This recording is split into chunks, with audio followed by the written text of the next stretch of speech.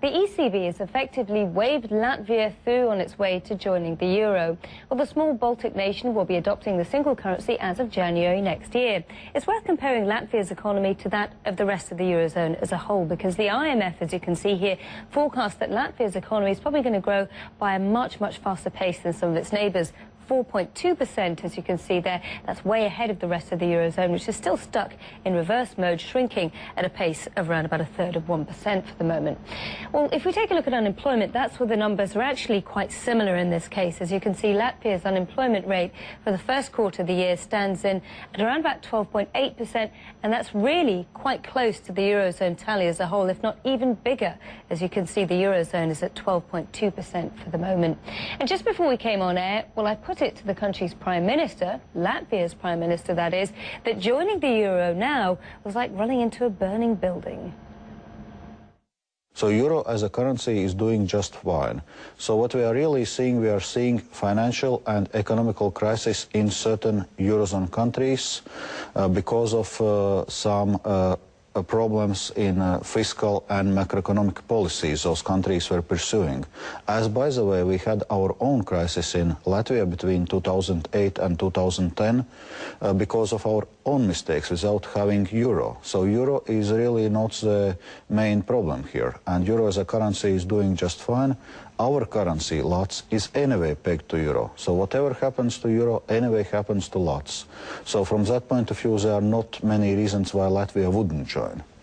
But the one thing that you will be losing here is the economic flexibility to deal with any further downturns. Not really, since we have a tradition of the fixed exchange rate. Already since early 1990s, we fixed our exchange rate, first to the special drawing rights, then in 2005 we repegged it to euro. So, and we also went through the last crisis not changing our currency peg to the euro. Understood.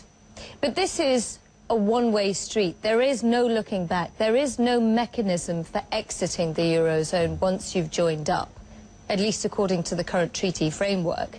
So this begs the question, if people like Paul Krugman and all sorts of noted economists are betting on the euro not being around in, say, 10 years from now, why sign up? Why are you so confident it will be there? Well, if we are to talk about Paul Krugman, in 2008 he was betting that Latvia would inevitably go bankrupt, that Latvia is a new Argentina, and somehow he proved wrong. So I'm not a big fan of Paul Krugman forecasts.